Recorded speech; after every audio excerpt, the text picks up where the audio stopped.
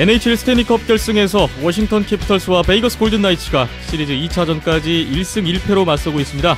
나란히 팀 창단 후 컵 파이널 첫 승에 성공한 양팀. 팀 역사상 처음으로 스탠리컵을 들어올릴 우승팀은 과연 어느 팀이 될까요? 지난주에는 KHL 2017-2018 시즌을 결산하는 KHL 폐회식과 시상식이 있었습니다. 수상의 영예를 나는 영광의 주인공들은 누가 됐을까요? 국내 최초, 국내 유일의 아이스하키 팟캐스트 비하인드넷 150회 시작합니다.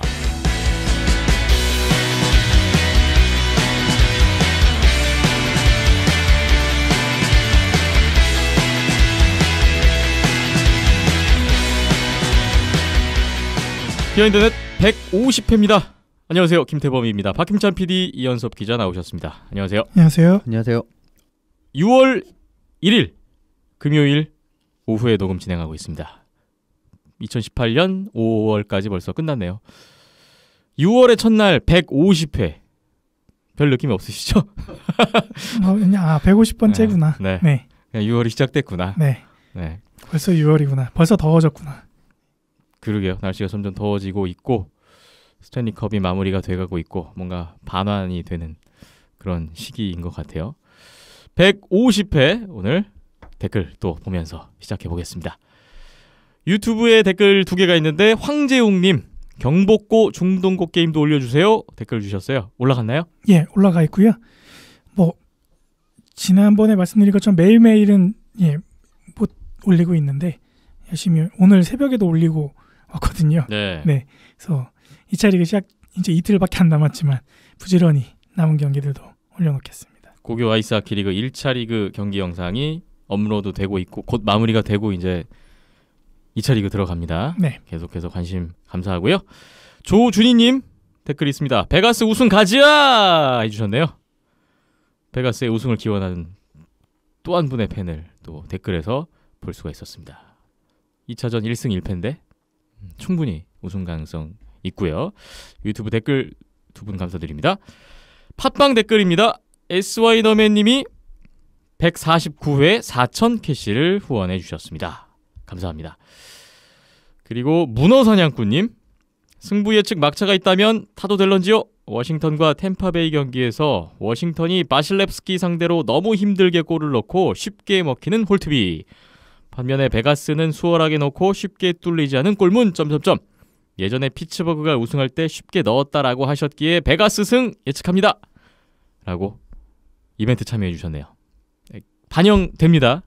그죠? 네, 아직 2차전까지밖에 진행이 안 됐어요. 이제 마감해야 되는 거 아닐까요? 이제 마감해야죠. 다음 주에 저희 녹음 때면 시리즈 끝나 있을 수도 있으니까. 그러니까요. 네. 이제 이벤트 응모는 여기까지만 하는 걸로 네. 하겠습니다. 베가스 뭐 승리 예측해 주셨고요. 크론발드님 댓글 보겠습니다. NHL 게임을 많이 하시나 봐요. 지난 회에 저희 아이스하키 선수들 오른손잡이 왼손잡이 얘기 나왔었는데 그 부분 얘기입니다. 실제로 하키를 해보지 않고 게임으로만 하다 보니까 이 선수는 왜 이 포지션에 있는 거지? 라고 생각했었는데 직접 경험해보는 거랑 스크린으로 보는 거는 정말 차이가 많네요 하셨어요. 최근 오른손잡이가 많이 없는 건 이유가 뭘까요? 오베치킨이 특급 골캐터인 이유가 아무래도 많이 없는 오른손잡이 레프트 윙이라 골리가 대처하기 힘들어서일까요? 하셨어요.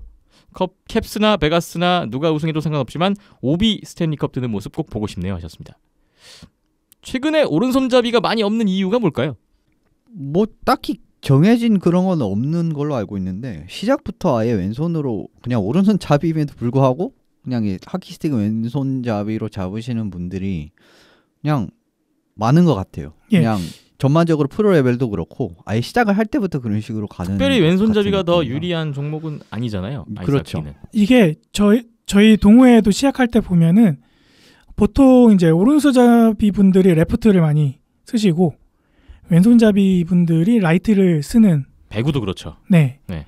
그런 식으로 처음 시작할 때도 그렇게 배우면서 시작을 하거든요. 그래서 하지만 이제 저 같은 경우에도 저희 팀에서 항상 처음 시작하시는 분들 레프트 쓸래 라이트 쓸래 할 때 저희는 항상 물어보죠. 군대에서 빗자루질 왼쪽으로 했니 오른쪽으로 했니. 네. 그래서 왼쪽으로 쓸었으면 레프트고 오른쪽으로 쓸었으면 라이트 이렇게 하는데 그러니까 약간 뭐 과거에 있었던 통념 뭐 고정관념이랄까요? 오른손잡이는 당연히 레프트를 써야 돼. 이런 것들이 좀 오랫동안 박혀 있다 보니까 뒤에 이제 그 폴피핀과 실버버그님도 그런 부분에 관련해서도 말씀을 주시는데, 그래서 딱히 오른손잡이, 왼손잡이에서 뭐 아이사키가 그렇다고 해서 다 왼손잡이만 있냐 이런 것도 아니고, 오른손잡이인데 시작할 때 배우면서 레프트를 많이 잡게끔 하다 보니까 레프트 플레이어가 많고 라이트 플레이어가 좀 희귀한 게 돼버렸죠. 네, 요즘엔 좀 더 많이 희귀하게 된 것 같고, 그리고 오비가 특급 골게터인 이유가 오른손 레프트 윙이라서 그런 건 아니고요. 예전에는 라이트 윙이었습니다, 오베치킨이. 그런데 좀 나이가 들면서 예전만큼 좀 빠르게 못 달리게 됐어요, 최근에는. 그 이후로부터는 포지션을 이제 감독의 요청으로 바꾼 거죠. 그래서 라이트 윙에서 레프트 윙으로 넘어간 지가 몇 년 안 됐습니다. 그런데 이제 오베치킨 같은 경우는 이제 좀 특별하게 원타이머를 좀 특별하게 치기 위해서 이제 레프트 윙에 있는 거다라고 생각을 하시면 될 것 같아요. 크롬발드님 댓글에 따른 또 이야기를 이어가 봤습니다. 감사하고요. 램쿨하스님 댓글 보겠습니다. 스탠리컵 파이널을 MBC 스포츠 플러스 2에서 중계해준다고 해서 당연히 NHL.com 블랙아웃 될 줄 알고 헬스장에 가서 보셨대요. 집에 TV가 없으시군요. 김정민 팀장님 해설하시네요. 반가워요. 크 하셨고요. 워싱턴, 베가스 두 팀 모두 역경을 이기고 올라와서 누가 우승해도 이상하지 않을 것 같습니다만 템파베이를 물리친 오베치킨의 워싱턴이 우승하기를 사심 약간 담아서 바라고 예상해 봅니다 하셨어요. 이러는 찰나에 1차전 2피 베가스가 앞서간다고, 베가스 정말 강하네요 라고 하셨고요. 1차전 보시면서 댓글 주셨어요. NHL 혹시 몰라서 어플을 켜봤는데 중계 블랙아웃이 아니네요. 크크. 그들은 불모지 시장은 크게 신경 안 쓰는 것 같습니다 하셨어요. MLB AM 쪽에서 이제 그 스트리밍 쪽을 이제 다 담당한다고 그때 말씀을 드렸는데, MLB도 제가 알기로는 블랙아웃 우리나라에서 안 당하는 걸로 알고 있어요. 예전에 한번 그게 있었는데 그때 WBC 때 한번 블랙아웃 된 거 말고는 제가 알기로는 MLB 쪽도 마찬가지로 블랙아웃이 안 되고 있습니다. 그걸 그렇게 생각하시면 뭐 NHL도 똑같다고 생각하시면 될 것 같고요. 어차피 한국 중계를 듣는 층과 해외 중계를 듣는 층이 이제 나누어져 있다고 생각을 했는지 모르겠지만, 물론 방송사가 요청을 하면은 이제 국내 방송사가 이제 요청을 하면은 야 우리가 하는 경기는 블랙아웃 걸어주라 하면은 당연히 이제 블랙아웃이 걸리는 건데, 어떻게 보면 뭐 엠스플 쪽에서 그냥 크게 신경을 안 쓰고 있다라고 생각을 하시면 될 것 같아요. MLB는 한국 선수들이 몇 명 있는데도 그렇다니까 의외네요. 램쿨하스님이 3000캐시를 149회 후원해 주셨습니다. 감사합니다. 쇼초이님 댓글 보겠습니다. 다들 잘 지내시죠? 요즘 너무 바빠서 하키를 잘 못 챙겨봤네요. 그래도 스탠리컵 파이널인데 다시 힘내서 틈틈이 보려고 합니다. 계속 이어지는데요. 1차전 골리 싸움이 될 것 같았는데 난타전이 되었네요. 그랬습니다. 인터넷 보니까 골든나이츠 이야기로 영화를 만들자는 유머가 돌아다니던데 플러리 역의 키아누 리브스를 캐스팅하라고 하더군요. 은근히 어울리는 것 같습니다. 크크크 하셨고요. 베가스 얘기 주시면서 사진 첨부를 해주셨습니다. 아기, 얼마 전에 태어나셨다는 아기와 함께 베이거스 옷을 입고서 응원을 같이 하신 것 같아요. 첨부해서 보내주셨고, 아시아리그 관련 질문을 주셨어요. 대명 선수들이 대거 방출되었던데 무슨 사연이 있는 건지 궁금합니다. 특히 와이먼과 이창민 선수가 동시에 나간 것은 많이 아쉽네요. 그리고 하이원의 체코 출신 토마스 두박 골리를 뽑았던데 바카슈아는 어떻게 되는 건지 궁금합니다 하셨고요. 피노14님이 아시아리그 쪽에 같이 답변 의견을 나눠주셨어요. 대명 선수들 대거 방출은 아시아리그 외국인 규정 변경과 관련이 있을 것으로 보입니다 하셨네요. 팀당 2, 3인의 용병이 가능했었는데 2018-19 시즌부터 러시아 출신 선수는 아시아리그 선수로 인정해서 용병 숫자에서 제외하는 결정을 했었죠. 대명이나 하이원에서는 국내 선수에 비해 실력은 뛰어나고 몸값이 많지 않은 러시아 출신 선수를 부담 없이 대거 계약하지 않을까 싶습니다 하셨어요. 일단 뭐 하이원 쪽 소식들은 오피셜이 나오면은 그때 좀 더 정리를 해서 말씀을 드리면 좋을 것 같고요. 팀당 2명에서 4명까지 썼었죠. 신생팀 같은 경우에 4명까지 썼었고, 기존 팀들은 2명, 그리고 하이원 플레이오프 못 올라갔던 팀이 이제 3명까지 외국인 용병을 썼었는데 이번 시즌부터는 다 2명으로 통일이 되고 대신에 이제 러시아 국적 선수들은 쿼터 안으로 집어넣으면서 무제한으로다가 돈만 있으면 큰 변수이자 변화예요. 그렇죠. 예. 근데 뭐 글쎄요, 뭐 풀렸다고는 하는데 뭐 그렇다고 해서 막 러시아들 막 2조 3조씩 데려와서 쓰지는 않을 것 같고요.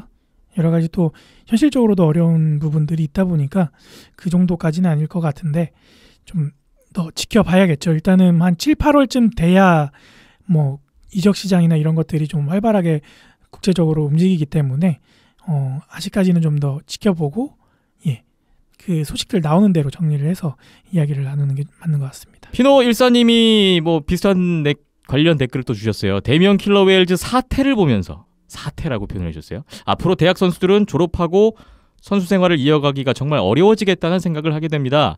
상무도 선수 선발 소식이 들리지 않던데 암담하군요.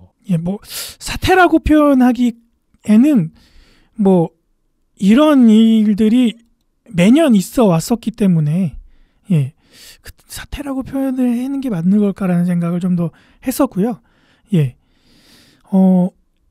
하지만 이제 공식적으로 이렇게 오피셜로 발표를 한 게 이번이 대명이 처음이었죠. 그 전에 한라나 하이원에서도 뭐 나가는 선수, 들어오는 선수, 뭐 들어온 선수들이 이제 오피셜이나 아니면 이제 공식적으로 발표가 있었지, 나가는 선수들에 대해서는 누가 계약이 만료가 돼서 뭐 계약이 종료되었습니다 이런 식으로 해서 발표한 적은 없었거든요. 네, 이렇게 발표하는 게 맞는 거죠. 그렇죠. 네. 그래서 아마 국내에서는 이런 게 처음이다 보니까 생소하고 또 그 인원이 많다 보니까 이거 뭐 큰일 일어난 거 아니야 이렇게 또 오해하시거나 이제 잘못 생각하실 수도 있는데 사태라기보다는 그냥 계약 종료가 되었구나. 많은 선수들이 재계약에 실패를 했구나. 근데 중요한 거는 뭐 안타까움인 것 같아요. 선수 생활 이어가기가 어렵다.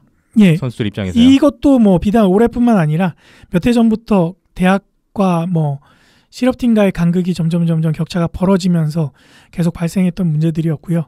상무 문제도 빨리 해결이 됐으면 좋겠는데 뭔가 진척되는 소식이 전해지는 게 없다 보니까 팬분들이나 저희 입장에서도 좀 답답하고 안타까운 마음들이 더 크죠. 네. 만캐시를 149회에 피노 일사님이 또 후원을 해주셨어요. 안타까운 마음의 표현이라고 생각이 듭니다. 감사드리고요. 다음 댓글 봅니다. 폴 피핀과 실버버그님. 이번 주도 변함없이 잘 들었습니다. 스탠리컵 파이널 1차전 재미있게 보았습니다. 올 시즌 제가 응원하는 팀은 다 떨어져서 나름 저주가 꽤나 있다고 생각합니다 하셨네요. 애너하임이 1라운드에서 내심 위태하게 느꼈는데 이현숙 기자님께서 4대2 승리 예상하셔서 내심 기뻤는데 4대0 탈락하고 그 후로 필라델피아도 떨어지고 뉴저지도 떨어지고 각 컨퍼런스 파이널에서는 위니펙과 템파베이도 나란히 떨어지고 근데 또 세계선수권 대회에서는 응원 없이 스웨덴 봤더니 우승하네요. 나름의 저주가 지금 진행되고 있다는 소식이에요. 계속 댓글 이어집니다. 지난 방송 댓글에서 선수들의 핸드에 대한 이야기가 있어서 한마디 덧붙이자면 하시면서 쉽게 생각해서 야구로 비유해서 말씀드리자면 좌타 우타로 표현해서 우타자가 라이트 핸드이고 좌타자가 레프트 핸드입니다. 즉 라이트 핸드는 스틱 끝을 왼손으로 잡고 오른손으로 스틱 중간을 잡는다고 보면 됩니다. 반대로 레프트 핸드는 반대죠. 헷갈리는 이유는 왼손잡이 오른손잡이로 표현을 해서 그런 것 같아요 라는 말씀이세요. 뭐 아까 초반에 이야기했던 부분과 뭐 같은 일맥상통하는 말씀 주셨어요. 그리고 올 시즌에 NBA에 유일하게 응원했던 휴스턴 서부 결승 7차전에서 지브라들이 날뛰어서 파이널 못 가네요. 유유. 농구에서도 심판을 지브라로 낮춰 표현하는 것 보고 놀랐습니다. 5차전 4쿼터의 크리스 폴 부상으로 결국 7차전에 결정하면서 휴스턴이 탈락하네요. 옷 입은 거 보시면은 그냥 왜 낮춰 부르는지는 아실 수 있을 것 같습니다. 또 NBA도 이번에 판정 논란이 좀 있는가 봅니다. 뭐 오늘도 또 하나 또 나왔기 때문에 여러 가지가 또 많은데 애너하임 이야기 잠깐 하면은 세너제 1라운드에 만난 게 최악의 운이었던 것 같습니다. 제가 봤을 때는 베이거스만 없었으면 세너제이가 스탠리컵 파이널 갔을 수도 있을 것 같다라는 생각을 하고 있기 때문에 지금 베이거스 상대로 가장 좋은 모습을 보였던 게 캡스를 제외하면은 세너제 샥스였어요. 그래서 가능했을 것 같고 이번에 생각보다 전력이 좋았습니다. 그리고 애너하임 같은 경우에는 라이언 캐슬러 선수가 엉덩이 쪽 부상이 완벽하게 회복이 안 됐다는 게 지금 계속 이야기가 나오고 있고 그 회복을 위해서 내년 시즌을 아예 통으로 쉴 수 있다고 그래요. 이제 그런 부분은 2라인 센터가 이렇게 몸이 안 좋은데도 뛰었는데 성적이 안 나온다라는 거는 이제 부상을 달고 뛰었는데 성적이 안 나온다는 걸 보면 작년 클로드 지루 선수도 마찬가지의 이제 경우가 있었기 때문에 그런 부분을 생각하시면은 얼마나 이제 몸 상태가 좋은 게 중요한지를 이제 아실 수 이제 좀 느낄 수 있었던 시리즈였던 것 같고요. 그만큼 뭐 샥스도 잘했습니다. 뭐 4대 0이라는 스코어가 그렇게 나왔던 것 같고 사실 필라델피아 뉴저지는 이 두 팀이 이긴다는 건 좀 생각하기 어려운 상대들이었던 것 같아요. 그런데 이제 애나임 같은 경우는 사실 저는 모든 게 완벽하게만 돌아간다면 애나임도 충분히 승산이 있다고 봤는데 실제로는 정반대였죠. 예. 응원하는 팀이 자꾸 떨어져서 안타까우실 것 같은데 스탠리컵 파이널은 어떻게 될지. 펄피핀과 실버버거님이 어느 팀을 예측을 하셨나 좀 제가 기억이 안 나는데요. 다시 한번 이따가 보겠습니다. 마지막에 한마디 덧붙여 주셨어요. 날씨가 더 더워지기 전에 6월 중에 150회 특집은 아니지만 하키 좋아하시는 분들 모여서 모임 한번 하시면 어떨까요? 방송에 나오고 싶으신 분 있으면 방송도 하고 모임만 하고 싶으신 분 모여서 맥주 한잔 하면서 하키 이야기 신나게 하면 어떨까요? 라고 정모 제안을 하셨네요. 6월 중에는 좀 힘들지 않을까 싶고요. 7월이나 8월쯤에서 한창 더울 텐데 6월은 왜 어렵습니까? 다들 바쁘시잖아요. 저도 그렇고. 6월에 일단 뭐 접혀있는 스케줄은 좀 그렇긴 그쵸? 하죠. 네. 그리고 또 김태범 게스터 같은 경우에는 저녁 시간대에는 또 야구 때문에 안 되는 날이 더 많아서 비 오는 날 모이지 않는 이상. 박희준 PD도 잡혀있는 스케줄이 꽤 많은 것 같더라고요. 아까 보니까. 그래서 6월은 좀 힘들지 않을까. 네. 일단 7월이나 8월쯤 기회를 안타깝지만 봐야겠습니다. 조금 더 더워져서 한 7월쯤에 한번 고려를 해보는 걸로 네. 하시죠. 좋은 의견 감사합니다. 땡기는데 당장 못해서 아쉽습니다. 김태호 아나운서는 다 땡기는 거 항상 아닙니까? 땡기는 술집에서 술을 못 먹고 있었고요. 요새. 마지막 팟빵의 마지막 댓글이 있습니다. 탑파라님, 늦었지만 베가스 우승에 한 표 걸어봅니다. 사실 내슈비를 응원했었는데 너무 일찍 탈락해버렸고 패트릭 라인의 팬이라서 위니펙을 그 다음으로 응원했었는데 역시나 베가스에 잡혀버리네요. 이제 어느 팀이 우승하든 앞으로 오래오래 회자될 스토리로 남을 듯하니 재밌게 즐겨보려고 합니다. 하셨고요. 29번 패트릭 라인의 유니폼 사진을 떡하니 또 첨부해 주셨습니다.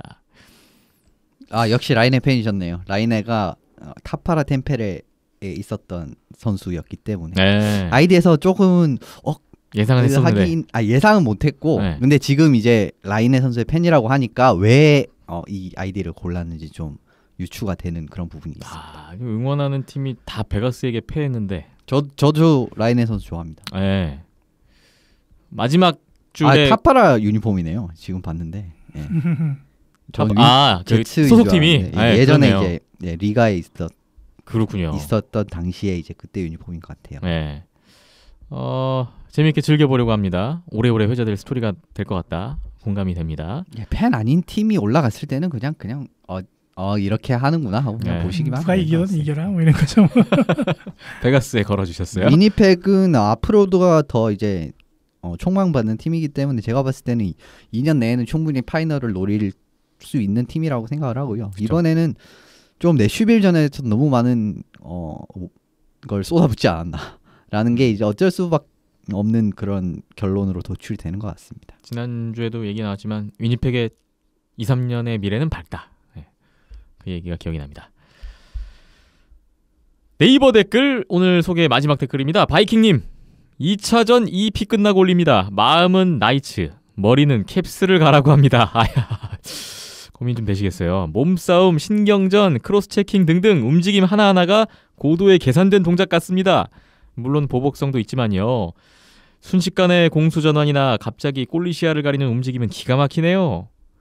또 계속 보시면서 댓글 주셨는데 선수들에겐 미안하지만 7차전까지 갔으면 좋겠는데 홈 나이츠 인 7 하겠습니다. 이번 주도 잘 들었으면 고맙습니다 하셨습니다. 1차전, 2차전 모두 한 골차 MT넷 승부 재밌는 승부였고요. 이 분위기면 충분히 7차전까지 갈 수 있지 않을까. 그렇죠. 그런 예상도 돼요. 홈 나이츠 인 7 어떻게 될지 결과를 또 기다려보겠습니다. 여러분이 주신 댓글 모두 살폈고요. 감사의 말씀드립니다. 일단 이벤트 응모는 종료하고요. 다음 주에 결과 나오는 거 봐서 정리는 다 되어 있죠 이미? 어떻게 다음 하셨는지. 주가 됐든 다다음 주가 됐든 정리가 7차전까지 가면 다 다음 주가 되겠죠. 그렇죠. 댓글 감사드리고요. 또 한 주간 경기 보시면서 의견 부탁드리겠습니다.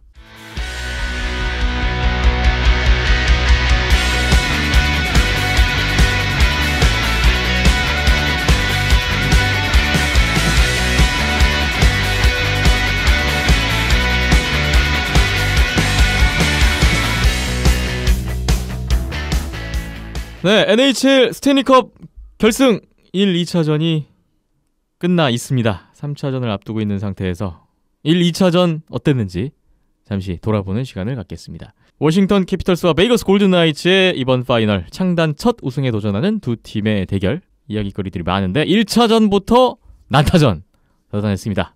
베이거스 홈에서 진행이 됐어요.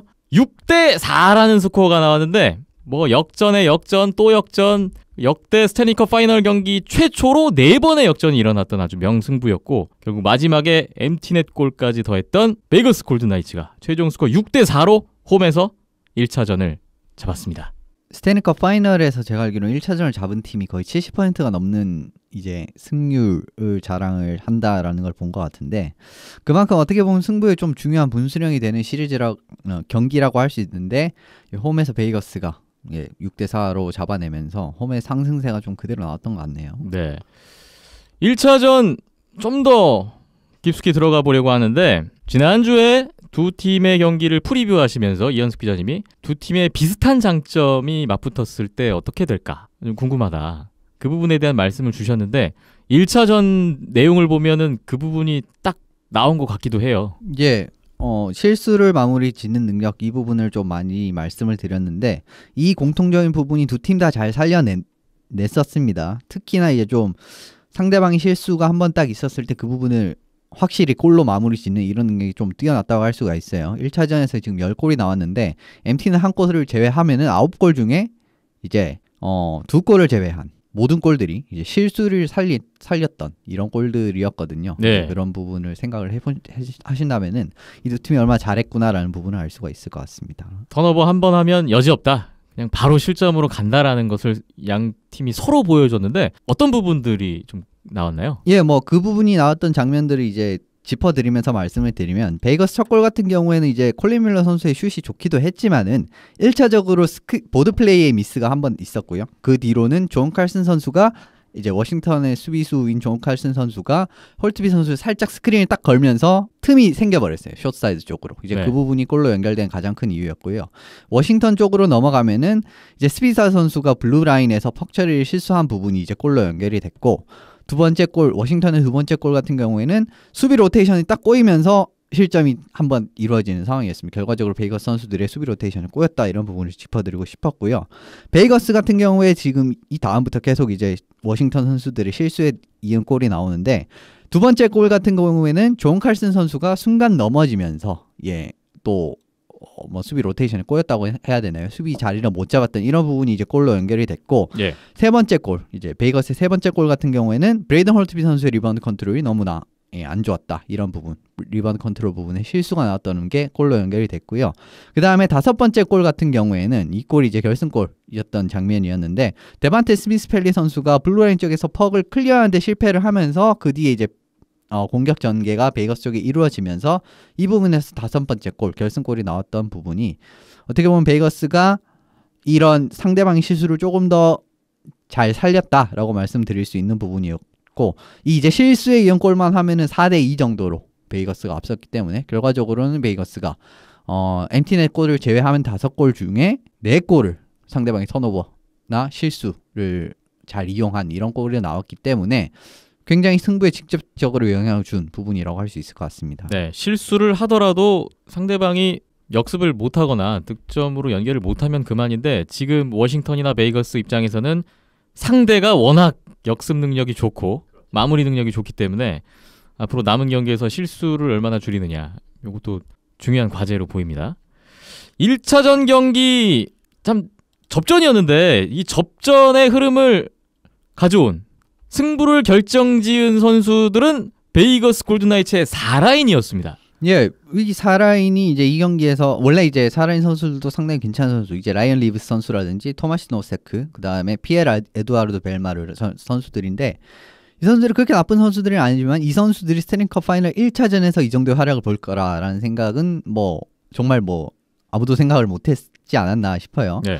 이제 워싱턴의 모든 라인을 이 라인이 상대할 기회가 있었는데 어떤 라인을 상대로 전혀 밀리지 않는 모습이 나오면서 어떻게 보면 1차전 승리의 가장 큰 주역은 베이거스 4라인이라고 해도 좋을 정도로 좋은 활약을 보여줬어요. 네.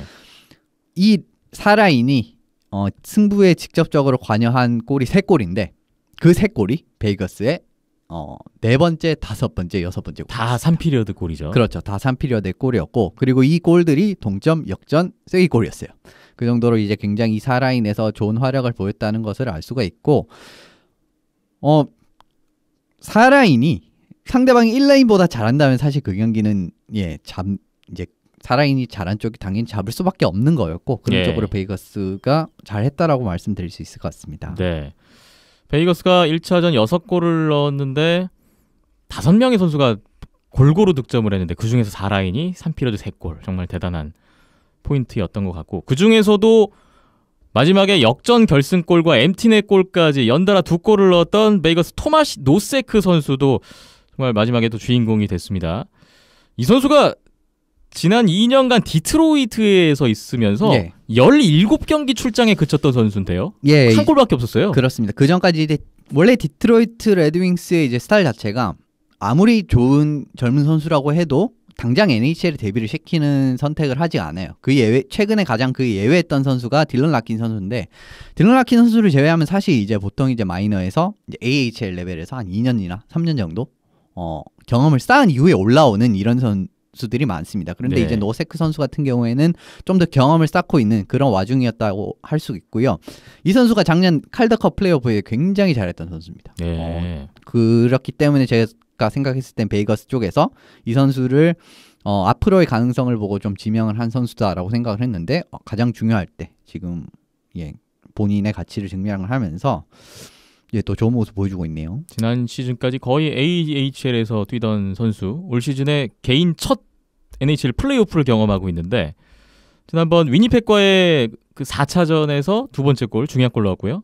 마지막 5차전에서 결승골에 도움을 올렸고 플레이오프 처음 10경기에서 골이 없다가 이 선수가 1차전까지 최근 3경기에서만 3골을 몰아치는 아주 놀라운 또 깜짝 활약을 보이면서 베이거스의 첫 승이 만들어졌습니다. 베이거스가 1차전을 잡는데 또 4라인의 활약이 돋보였다는 부분 또 눈에 띄었고요. 1차전 이야기 이제 마무리를 하면서 또 한 가지 이야기를 나눌 부분은 골리들입니다. 플러리와 홀트비 좀 부진한 모습이라고 해야 될까요? 점수가 생각보다 너무 많이 났어요. 1차전.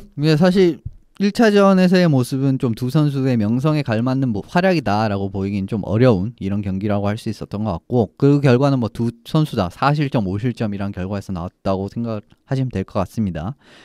홀트비 선수부터 먼저 보시면은 리바운드 컨트롤이 너무 이 경기에서는 불안했고 여기에서 2차적으로 생산되는 이제 점수 찬스가 많았어요. 그 결과는 이제 뭐 중요한 골 이런 부분으로도 나왔고 네. 순간순간 이제 퍽의 행방 같은 부분을 놓치는 이런 장면이 나오면서 팀의 리드를 좀 사수할 수 있는 장면에서 이런 좀 골리의 활약을 보여주는데 실패했고요. 그 결과는 뭐 패배라고 말씀드릴 수 있을 것 같네요. 근데 플레리 선수도 뭐 같이 못했어요. 사실 1경기 같은 경우에는 뭐 예전 라운드 같은 경우에는 굉장히 감각적으로 퍽을 막아내면서 정말 뭐 이거는 좀 예상하지 못했던 이런 부분에서 놀라운 움직임을 보여주면서 퍽을 막아내는 이런 부분이 나오면서 분위기가 넘어가는 걸 완벽하게 방지를 했었던 이런 뭐 1, 2, 3 라운드에 모두 그런 장면이 있었습니다만은 네. 그런데 1차전에서는 저도 그런 모습이 나오지 못했습니다. 뭐 그렇기 때문에 두 골리 모두 85% 정도의 좀 저조한 세이브 성공률이 좀 나왔던 것 같네요. 네. 이전에 보여줬던 모습과는 조금 다른 기대에 미치지 못했던 양 팀의 골리들이었습니다. 그리고 마지막으로 또 하나만 더 말씀을 드리면 1차전 같은 경우에는 좀 판정 부분에서 약간은 조금 뭐랄까 논란이 있는 부분이 있었어요. 근데 네. 이 부분이 모두 이제 양 팀에게 다 해당되는 부분인데 하나 같은 경우에는 이제 4번째 골, 베이거스의 4번째 골 장면에서 라이언 리브스 선수가 존 칼 선수를 크로스 체킹하면서 존 칼슨 선수가 넘어졌고 그 기회를 이제 리브 선수가 득점을 만들어내는 장면이 있었는데 이거는 크로스 체킹이 불렸어야 맞는 장면이었습니다. 근데 이 크로스 체킹이 불리지 않고 동점골이 돼버렸어요. 이 부분부터 좀 경기가 좀 어떻게 보면 워싱턴 입장에서는 굉장히 크게 요동쳤던 부분이라고 할 수가 있고 예. 또 두 번째 아쉬웠던 부분은 톰 윌슨 선수가 말체소 선수에게 이제 좀 늦은 히트 바디 체킹을 가하면서 그 부분이 좀 논란이 된 장면이 그렇죠. 있었습니다. 그런데 이 부분은 먼저 불려야 되는 게 맞았어요. 그래서 먼저 불리고 어떻게 뭐 5분 메이저를 주든지 아니면 뭐 마이너 2분을 주든지 인터페어런스 이런 식으로 주면서 그 자리에서 바로 이제 불려서 해결이 됐어야 되는 부분인데 이거는 뒤에 소급 적용이 돼서 4대4가 됐단 말입니다. 네. 이런 부분에서 어떻게 보면 워싱턴 입장에서는 좀 판정 부분에서 약간은 좀 손해를 보고 있다. 이 또 보는 사람 입장에서는 또 이거 리그에서 또 뭐 만들어주는 거 아니야? 이렇게까지도 생각을 할 수 있는 부분이었거든요. 물론 뭐 그런 의도는 없었다라고 생각을 하고 2차전에서 1차전에서 나왔던 이런 좀 판정에서의 좀 모호한 부분은 좀 많이 고쳐지긴 했습니다만은 사실 이런 거는 좀 미연에 방지를 하는 게 가장 좋은 부분이고 또 저는 미연에 이 두 콜 정도는 방지를 할 수 있는 거였다고 보거든요. 네. 뭐 이것 때문에 사실 뭐 워싱턴이 졌다 이런 이야기를 하는 말씀을 드리는 건 아닙니다만은 좀 스탠리컵 파이널 좀 어떻게 보면 결승전에 원활한 진행이라든지 뭐 팬들을 위해서라면 조금 더 판정 부분에서는 좀 엄격해야 맞는 거이 아닌가 싶습니다. 네. 뭐 그런 것들 때문에 1차전 경기 때 스코어만큼이나 선수들의 신경전이라든지 그렇죠. 뭐 그런 좀 과열되는 분위기도 느낄 수가 있었어요. 베이거스가 홈에서 첫 경기를 잡았고 이번 플레이오프 홈에서 7승 1OT라는 아주 강세. 또 선제골 넣으면 이긴다. 11승 1OT라는 좋은 강세의 데이터를 이어갔습니다. 하지만 2차전은 이 데이터도 다 소용이 없었어요. 전혀 또 반대의 결과가 나왔던 2차전이었습니다. 2차전 역시 한 골차 승부가 났는데 3대2로 워싱턴 캐피털스가 역전승을 거두게 됩니다. 베이거스 골든나이츠의 선제골이 있었지만 워싱턴이 내리 3골을 몰아치면서 역전이 됐고요. 베이거스가 한 골차로 추격하고 3피리어드 기회가 많았는데 뭐 브레이든 홀트비 선수의 정말 놀라운 세이브도 있었고 5대3 파워플레이도 있었는데요. 베이거스에게는 한 골차를 지켰어요. 워싱턴 캐피털스가 2차전을 잡고 시리즈 1승 1패로 마쳤습니다. 지키는 운영 자체를 잘 할 수 있다는 부분은 이제 템파전에서 많이 보여줬던 이런 장면이라고 할 수가 있을 것 같네요. 예. 그다음 뭐 캡스 같은 경우에는 일단은 말씀드리면 라르스 엘레르 선수가 중요할 때 활약을 해줬던 게 좀 승부에 많이 도움이 된 것 같습니다. 네. 1피리어드에 이제 예브게니 쿠즈네초프 선수가 상반신 부상을 당하면서 잔여 경기를 소화하지 못하는 이런 사고가 있었어요. 그런데 워싱턴은 이제 라르스 엘레르 선수를 2라인 센터로 올리는 라인업 조정을 했는데 이 선택이 좀 주요하게 맞아 들어가면서 승리를 가져올 수 있었다라고 할 수가 있을 것 같습니다. 네네. 사실 뭐 이렇게 조정을 하는 거는 이번이 처음이 아니에요. 이제 언제였냐면 워싱턴이 피츠버그전 후반에서 백스트램 선수가 샷블락에서 손에 부상을 당한 이후로 그리고 그 백스트램 선수가 돌아올 때까지 이제 라레스 엘레르 선수를 2라인 센터로 배치를 하면서 상당히 좀 많이 재미를 본 바가 있습니다. 예. 그런 장면이 이제 베이거스 2차전에서 그대로 나왔다고 생각을 하시면 될 것 같아요. 1차전 같은 경우에는 사실 엘레르 선수가 매치되는 상대마다 상당히 고전을 했고요. 마지막 동점을 만들 수 있는 기회까지 놓치면서 0포인트 -3이라는 좀 처참한 성적으로 1차전을 마무리했는데 2차전 같은 경우에는 워싱턴 3골에 모두 관여하는 모습을 보이면서 한 경기만에 완전 분위기 전환을 하는 이런 모습이 나왔습니다. 예. 최종적으로 1골 2어시스트를 올렸고요. 팀이 오히려 쿠즈네초프 선수가 나가고 난 뒤로부터 공격이 더 잘 풀리는 이런 그림이 나왔었기 때문에 물론 쿠즈네초프 선수의 이탈 자체는 워싱턴 입장에서 손실이긴 하지만 이 부분을 잘 극복했었던 전례가 있었고 2차전에서도 이 부분을 증명을 했었던 이런 장면이 나왔던 것 같습니다. 네. 라르스 엘레르 선수가 3골에 모두 기여를 하면서 팀 승리의 주역이 됐던 2차전이었습니다. 쿠즈네소프 선수의 부상 정도가 궁금한데요. 2차전 끝난 후에 들리는 얘기로는 다음 경기 준비를 하겠다 이런 얘기가 있던데요. 예, 그런 이야기도 있었는데 아직까지 정확한 부분은 알 수가 없는 것 같습니다. 이제 플레이오프 같은 경우에 굉장히 블러핑을 쓰는 경우가 많아요. 예전에 2년 전 같은 경우에도 세너제 샥스의 페터 데버 감독이 토마시 에르트르 선수의 무릎 부상이 상당히 심각했음에도 불구하고 데이투데이다. 이제 뭐 가봐야 알 수 있다 이런 식으로 이야기를 한 전적이 있기 때문에 좀 이제 3차전 직전까지 가봐야 알 수가 있는 결정일 것 같고요. 경기 이후에 이제 베르트로츠 감독에게 이 부분에 대해 질문을 했을 때 답변을 거부했습니다. 이런 부분을 생각을 해보신다면은 좀 3차전 거의 직전이나 돼봐야 알 수가 있지 않을까 싶네요. 3차전 라인업 나오고 누가 나오는지 확인을 해봐야 상태를 정확히 좀 알 수 있을 것 같네요. 자, 이날 워싱턴의 승리의 주역 또 한 병을 꼽자면은 뭐 브레이든 홀트비 꼴리를 꼽을 수밖에 없을 것 같아요. 그렇습니다. 1차전의 아쉬움을 완전히 털어버리는 활약. 37세이브 2실점을 했고요. 특히나 3피리어드에 그 종료 2분 전이었죠. 동점을 막는 슈퍼 세이브로 아주 강렬한 인상까지 남기면서 3피리어드 15세이브 무실점 맹활약해줬습니다. 예, 골리들의 명함이 좀 극명하게 갈렸던 2차전이었다라고 말씀을 드릴 수가 있을 것 같습니다. 지난 경기 뭐 5실점을 하긴 했는데 이번 경기에서는 확실하게 반등을 성공을 했어요. 앞서 말씀드렸듯이 주셨듯이 37세이브 2실점으로 상당히 좋은 활약을 보였고 지난 경기 좀 부진했던 리바운드 컨트롤이나 이런 부분에서 상당히 개선된 모습을 보였고 그냥 1차전 컨디션이 안 좋았어 이런 부분으로 딱 넘길 수 있을 정도의 2차전에서 완벽한 반등을 해냈다라고 말씀을 드릴 수가 있을 것 같습니다. 네. 1차전 같은 좀 쉬운 골 부분도 많이 없었고요. 이런 부분에서는 뭐 홀트비 선수의 활약은 정말 뭐 최고였다라고 말씀을 드릴 수 있을 것 같고 홀트비 선수가 있었기 때문에 워싱턴이 3대2로 승리를 할 수 있었을 것 같습니다. 네. 뭐 반면 플레리 선수 말씀을 드리면은 워싱턴 같은 경우에 굉장히 좌우를 활용하는 공격이 선택지가 많아요. 뭐 1차적으로는 버드를 이용해서 반대쪽으로 퍽을 돌려서 공격 전개를 하는 플레이 같은 경우도 있고요.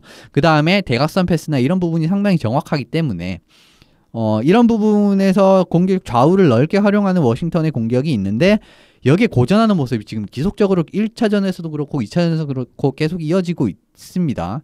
이번 경기에서도 마찬가지로 3연속 실점을 하면서 워싱턴 쪽으로 분위기가 넘어가고 말았고요. 이는 결국 이제 팀의 패배까지도 연결되고 말았네요. 네. 홀트비와 플러리 양팀 골리들의 1, 2차전 활약을 박인천 PD님은 어떻게 보셨습니까? 어떤 인상을 받으셨나요? 뭐 큰 차이는 없는데 디펜스들이 얼마나 커버를 쳐주느냐 못 쳐주느냐 그 차이였던 것 같고요. 예, 이현석 기자님 말씀하신 것처럼 워싱턴 같은 경우에 이제 반대 패스 반대쪽으로 이제 가로지르는 패스들에서 바로 다이렉트로 슛이 나오고 그게 또 골로 이어지고 뭐 오베치킨 골도 마찬가지였고요. 그런 부분에서 좀 디펜스들이 반대쪽 커버를 쳐주고 마크를 해줘야 이제 골리들도 어떻게든 리바운드 1차적으로 리바운드를 만들어내거나 아니면은 좀 세이브로 이어질 수가 있는데 네. 그런 부분을 플러리 혼자서는 역부족이었죠. 예, 모든 각도를 다 방어할 수는 없는 상황이었으니까요. 그리고 경기 종료 한 2분 전 남겨놓고 홀트비의 그 스틱으로 막아내는 거의 골이나 다름없었는데 그 세이브 장면은 이걸 홀트비가? 저도 막 이럴 정도로 놀라웠고요. 그 다음 장면이 이제 오베치킨 원샷이었는데 아연 실책하면서 거의 영혼이 빠져나간 듯한 이거 큰일 났구나 하는데 어우 안 들어갔어 하면서 한숨 내돌리는 그 장면이 되게 인상적이었습니다. 결국 그 장면이 워싱턴의 창단 44년 만에 스탠리컵 첫 승, 그렇습니다. 파이널 첫 승. 예, 파이널 뭐 연결이 됐어요. 이번 6경기였는데 첫 승을 하는데 성공을 했고 사실 그 부분은 턱 선수가 마무리를 못 지은 부분이 더 아쉽다라고 할 수가 있을 것 같아요. 거기서 퍽이 뜨지 않으면서 이제 보통은 조금은 더 띄우면서 넣을 수 있는 부분이었는데 여유가 없이 슛이 나왔어요. 그렇죠. 원타이머 장면이긴 했는데 긁어내면서 그 조금 아쉽네. 이제 마무리 네. 능력이 어쨌든 좀 아쉬웠다라고 할 수 있는 부분이었고요. 근데 뭐 어쨌든 그 마무리 능력보다 이제 반사적으로 갔던 이제 홀티비 선수의 그런 부분 이런 부분을 더 칭찬을 해야 맞는 것 같습니다. 완전히 열렸었는데 손을 뻗으니까 걸리네요. 네. 2차전은 워싱턴이 뒤집은 경기였습니다. 선제골 넣고 내리 3골을 넣으면서 흐름을 가져왔는데 워싱턴이 이렇게 흐름을 반대로 가져올 수 있었던 원인? 이유? 어디에서 찾아볼 수 있을까요? 예, 또 이 부분은 워싱턴의 역습 전개 능력에 대한 특징을 좀 잘 막지 못했다라고 할 수가 있을 것 같습니다. 2차전에서 워싱턴은 역습 상황에서 숫자에서 우위에 서는 장면을 많이 만들어냈어요. 이런 부분은 또 다른 모습인데 기본적으로 맨투맨으로 베이거스의 선수들을 마크를 하다가 기습적으로 퍽을 가지고 있는 선수에게 마크맨이 아닌 선수가 도움 수비에 들어갑니다. 그러면서 상대의 턴오버를 유도한 이후에 그 기세를 그대로 공격수 수비수 가리지 않고 순간적으로 공격에 가담을 하면서 숫자에서 우위에 서는 장면을 냈고요. 아니면은 수비진에서 퍽을 클리어하는 시도같이 보이지만 이 부분이 롱패스 이제 공격선에 있는 공격수를 노린 이제 패스까지도 겸하는 플레이가 좀 자주 나왔는데 예. 이런 부분에서도 좀 워싱턴의 간결한 역습 전개를 좀 베이거스가 잘 대처하지 못했다라고 할 수 있는 부분이 있었습니다. 그런데 이제 베이거스의 강점이라고 한다면은 수비 선수들 레이트 슈미트 선수라든지 뭐 셰이 티어도어 선수라든지 이런 선수들이 공격 가담 능력이 상당히 좋은 선수예요. 심지어 뭐 데릭 앵글랜드 선수까지 굉장히 깊게까지 공격을 가담한 장면이 1, 2차전에 여러 장면이 있었는데 이런 베이거스의 어떻게 보면 공격 수비의 공격 가담이라는 강점이 워싱턴의 이런 역습력 숫자를 살리는 상대방의 턴오버는 한번 딱 끊어내면서 바로 역습을 나가는 이런 장점과 어떻게 보면 좀 안 좋게 상성이 맞물리게 되면서 위험한 찬스가 지금 계속 나오고 있거든요. 네. 베이거스가 지금 이러한 워싱턴의 공격 전개 같은 부분을 효과적으로 제어하지 못한다면은 앞으로 계속 지금 이런 숫자에서 많이 이제 우위에 서는 장면이 워싱턴 쪽으로 많이 나올 거고요. 이렇게 되면은 베이거스가 아무리 경기를 잘한다고 하더라도 이런 찬스에서 또 실점이 겹쳐지게 되면은 잘해도 별로 소용이 없는 이런 또 그림이 나올 수도 있기 때문에 네. 이 부분을 얼마나 베이거스가 대처를 다음 경기부터 잘 해오는지 이 부분이 좀 앞으로 시리즈에서 관건이 될 것 같습니다. 3차전 이후 베이거스가 어떻게 그 부분을 저지할 것인가를 또 지켜보겠습니다. 자, 알렉스 오베치킨 선수가 스타니컵을 들었으면 좋겠다 많은 분들이 바라시는데 이 피리어드 역전골 뭐 본인의 첫 컵 파이널 골이라는 아주 뜻깊은 골을 기록하면서도 팀 승리에 기여를 했어요.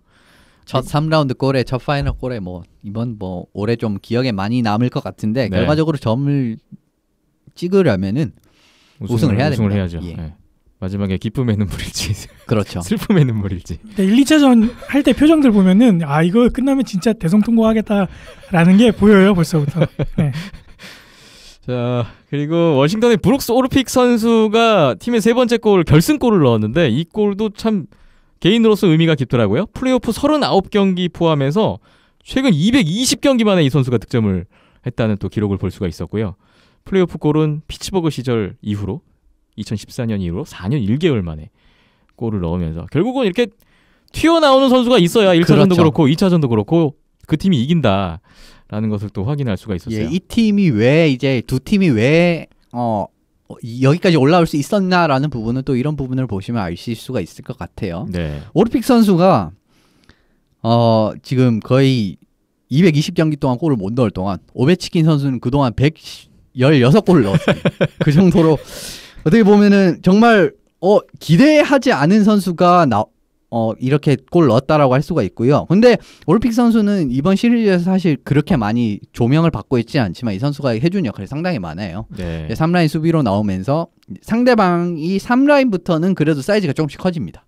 근데 이런 부분에서 예를 들면은 라이언 리브스 선수 이런 선수로 올라왔을 때 이 선수로 확실하게 이제 마크를 하는 이런 부분도 많이 보이고 있고 하는 부분에서는 오르픽 선수도 오랜만에 좀 좋은 포스트 시즌 기억을 옛날에 피츠버그 시절 이후로 좀 가져가고 있는 것 같네요. 그렇네요. 마지막으로 저는 베이거스에서 이 선수 얘기를 한번 해보고 싶은데요.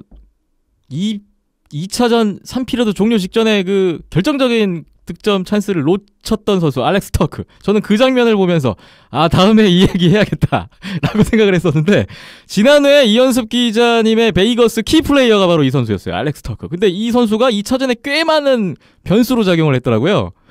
키는 키였네요. 네. 이 피리어드 페널티를 하면서 나가 있는 동안에 오베치킨 선수 역전골이 나왔고 또 오르픽 선수의 세 번째 골 때도 그 플로리 골리 앞에서 그 샷블락 잘못하면서 득점이 됐죠. 거기서 실점의 빌미가 됐고 마지막 동점골 놓쳤고 키플레이였어요. 사실 전혀 밥값을 못 해주고 있습니다. 사실 턱 선수가 잘해줬으면은 2차전 충분히 잡을 수 있는 경기였거든요. 그런데 이게 어떻게 이렇게 갑자기 이 선수가 이전 3라운드와의 기록과는 이렇게 달라질 수가 있을지 참 궁금할 정도로 못했다라고 말씀을 드릴 수밖에 없고요. 네. 뭐 베이거스 팬분들에게 사죄의 말씀을 드리겠습니다. 그런데 또 3차전 이후에 이 선수 때문에 그렇죠. 이길 수도 있어요. 그런데 이 선수도 턱 선수가 나왔을 때 또 오르픽 선수가 주로 이제 나와 있는데 상당히 이제 그 사이즈를 활용하는 플레이를 시도할 때마다 굉장히 이제 효과적으로 방어를 해주면서 어떻게 보면은 좀 턱 선수 입장에서는 이번 좀 이런 파이널에서 이런 상대방의 마크 이런 부분을 좀 뚫어내는 게 개인 입장에서도 상당히 좀 중요한 뭐 어떻게 보면 성장의 계기 이런 부분이 좀 될 수도 있을 것 같은 파이널인 것 같습니다. 네. 3차전 이후 알렉스 터크 선수 기대를 해보겠습니다. 베이거스가 올 시즌 들어와서 플레이오프에 9번의 홈 경기에서 모두 1피리어드 선제골을 넣었지만 이번에 2차전에서 처음으로 홈 경기 플레이오프 정규 시간 패배를 기록하면서 시리즈는 1승 1패 균형을 이뤘습니다. 예, 그 부분도 있고 이제 베이거스가 이번 플레이오프에서 첫 골을 넣은 경기에서 11승 2패였습니다. 그렇죠. 그런데 2차전까지 그 2패를 안긴 팀은 이번 워싱턴 하나 그리고 샌호제 샥스입니다. 네. 이 정도로 얼마나 이제 베이거스가 강하다는 부분을 아실 수가 있을 것 같고요. 앞으로도 이런 양상이 펼쳐질지 아니면 이번 좀 파이널은 올해 파이널 정말 예상도 안 되고 좀 재밌는 경기 양상도 많이 나오고 있는 것 같네요. 좀 MBC 쪽에서도 상당히 시청률이 굉장히 잘 나오고 있다고 합니다. 네. 이런 부분을 생각해 보시면은 이번 컵 파이널 좀 왜 2차전 생중계를 안 해줬는지 모르겠어요. 네. 그렇죠. 이제 한국에서는 중계가 없었는데 2차전이 제가 듣기로는 뭐 프라임타임 쪽에서 중계를 한 것 중에 제일 시청률이 높았다라는 이야기도 있었기 때문에 네. 예, 상당히 재미있는 파이널인 것 같네요. 네. 예. 양팀 모두 팀 역사상 첫 컵 파이널 승리는 거뒀고요. 이제 우승만이 남아 있습니다. 3차전 이후 이제 3차전, 4차전 워싱턴 DC로 옮겨서 진행이 될 텐데 3차전 이후 어떤 변수를 좀 예상하세요? 아 근데 여기는 진짜 제가 모르겠어요. 얘가 1, 2차전을 보고 난 다음에 어느 쪽이 조금 더 이제 본인들의 장기를 잘 발휘하느냐 쪽에서 이제 승부가 많이 갈렸던 부분이 있었고 그 뒤로 다른 변수를 생각을 해봐도 이제 캡스 같은 경우에는 그 베이거스의 맹공을 3피리어드에서 막아낼 수 있을까라고 했는데 막아내버렸어요. 이런 부분도 지금 경기가 정말 알 수 없는 방향으로 흘러가고 있기 때문에 좀 정말 이번 파이널은 예상 자체가 어려운 것 같습니다. 전력상 베이거스가 좀 우세하지 않겠는가라고 두 분 지난해에 다 예상을 하셨는데 그런 것보다는 생각보다는 워싱턴이 잘하고 있는 거 아닙니까? 예, 실제로 그렇지도 않았어요. 사실 1차전 같은 경우에도 워싱턴이 충분히 경기를 잡아낼 수도 있었던 그림이 있었기 때문에 네. 당장 그 이제 크로스체크 페널티만 아니었어도 이제 그 크로스체크 페널티가 불렸었더라도 이제 지금 2대 0이 됐을지도 모르는 이런 상황입니다. 그렇기 때문에 정말 어렵네요 이번에. 예. 그 홈에서 강하다는 베이거스를 상대로 그렇죠. 원정에서도 승리를 챙겼고요. 3차전 과연 몇 차전으로 끝날지 또 한 주간 지켜보겠습니다. NHL 스탠리컵 파이널 이야기 나눠봤고요. 비하인드 넷 잠시 후에 KAHL 소식으로 넘어가 보겠습니다.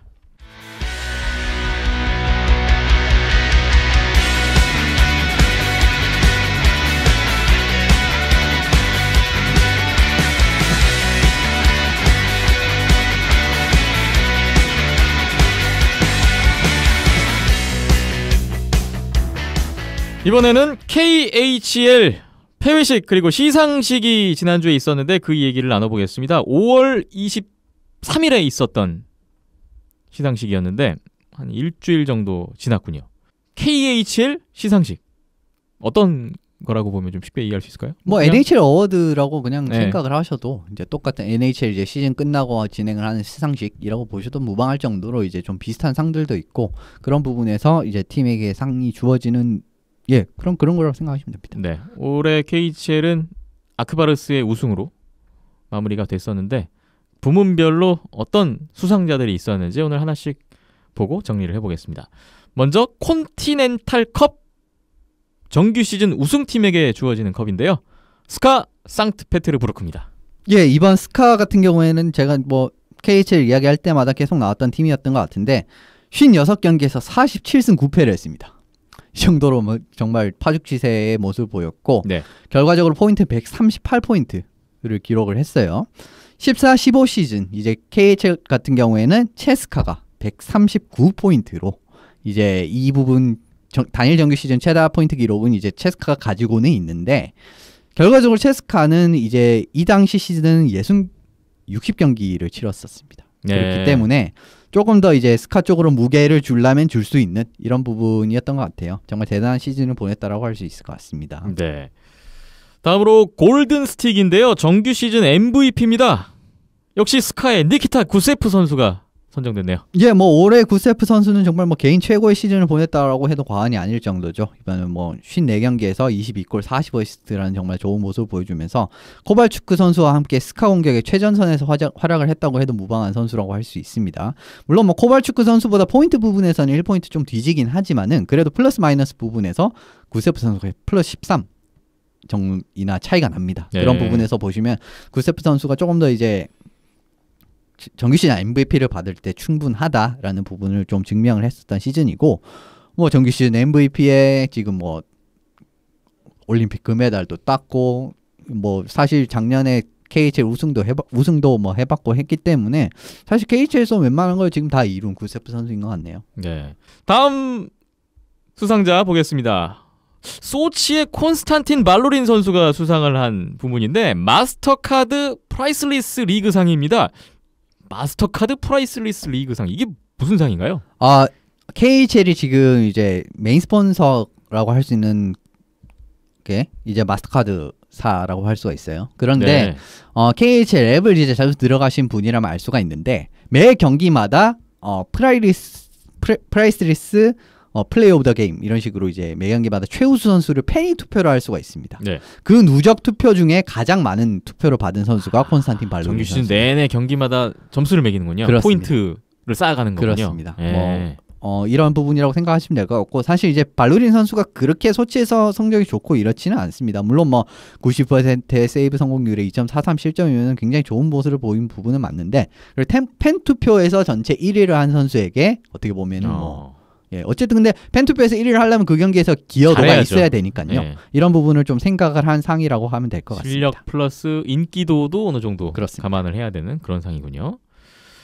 다음 부문 올해의 수비수입니다. 살라바트의 필립 라르센 선수가 받았습니다. 예, 수비수 최다 포인트를 이제 기록을 한 필리프 라르센 선수가 이번에 수상을 하게 됐고, 매 경기 지금 살라바트에서 25분 이상 활약을 해주면서 살라바트 수비의 거의 핵심으로 활약을 해주고 있어요. 네. 지금 사실 팀의 동부 상위권으로 있고 있는데 이 라르센 선수의 활약이 상당히 좋았는데 최종 성적은 54경기에서 11골 27어시스트로 상당히 좋은 활약을 보였습니다.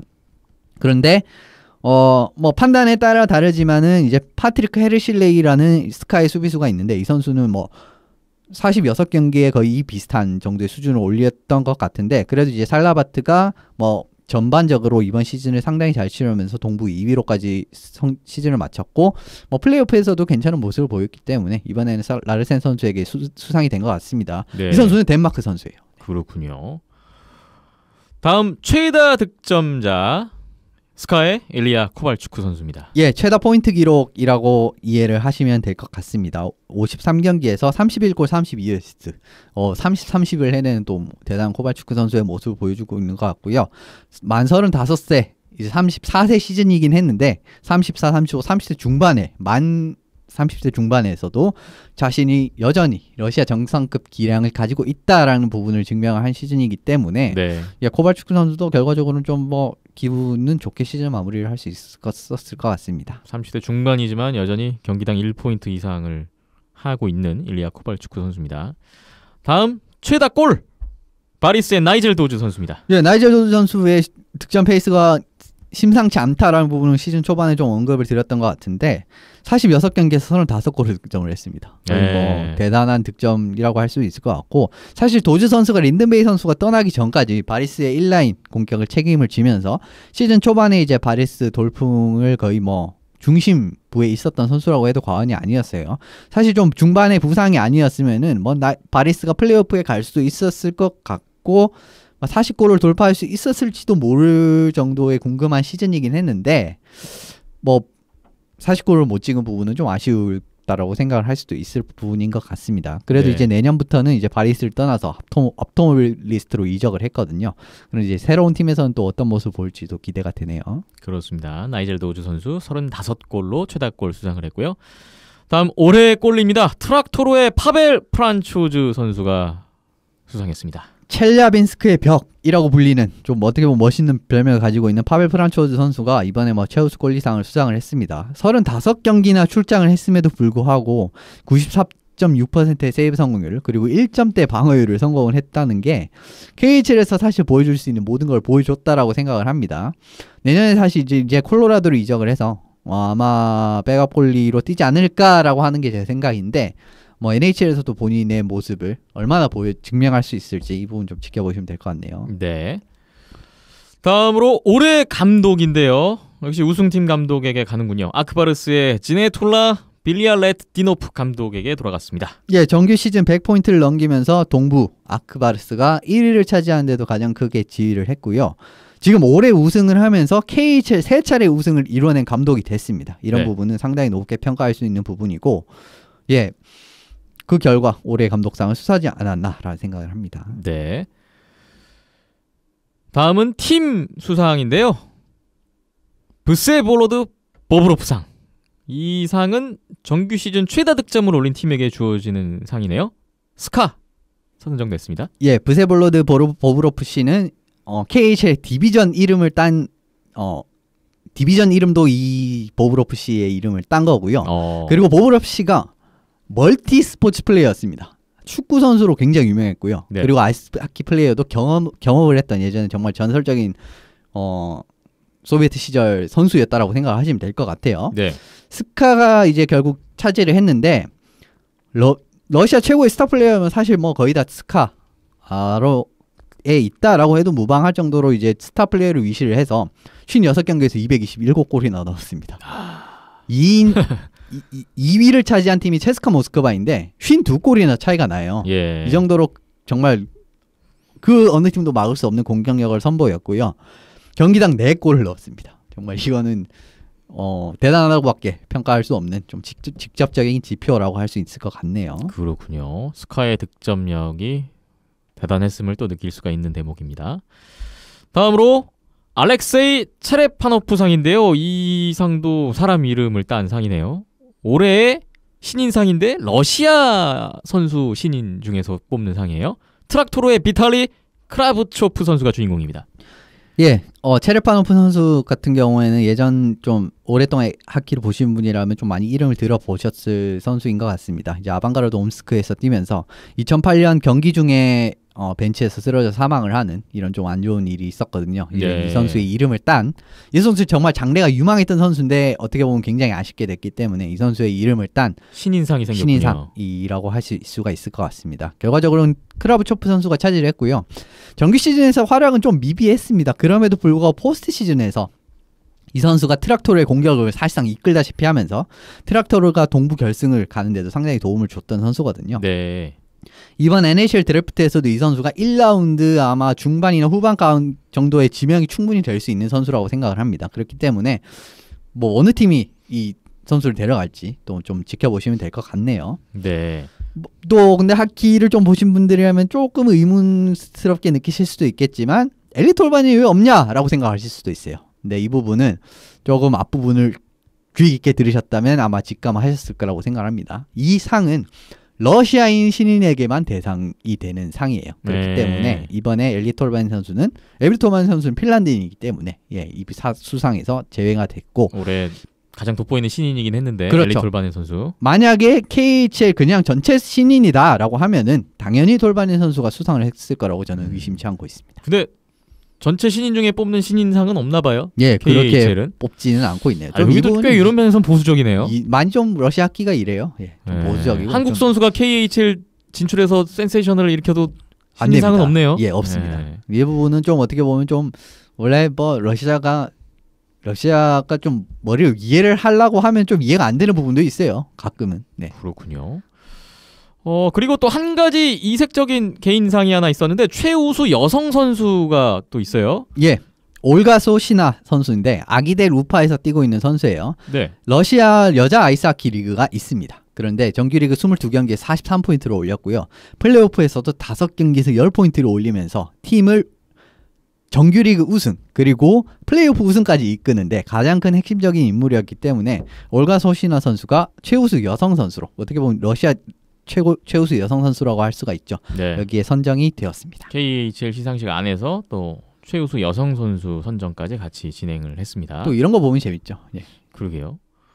그리고 또 한 가지 또 이색적인 상이 있는데 특별 시리우스 상이라는 게 있었어요. 이게 무슨 상인가요? 특별 시리우스 상? 그냥 이거는 이제 파벨 다츠크 선수가 이제 수상을 했는데 파벨 다츠크 선수가 올해 트리플 골드 클럽을 달성을 했잖아요. 이제 네. 뭐 월드 챔피언십 우승과 스탠리컵과 그리고 올림픽 금메달 이 부분을 네. 다 달성을 했기 때문에 이 선수를 좀 기리기 어떻게 보면 좀 이 업적을 축하하기 위해서 제정을 한 상이라고 생각을 하시면 될 것 같습니다.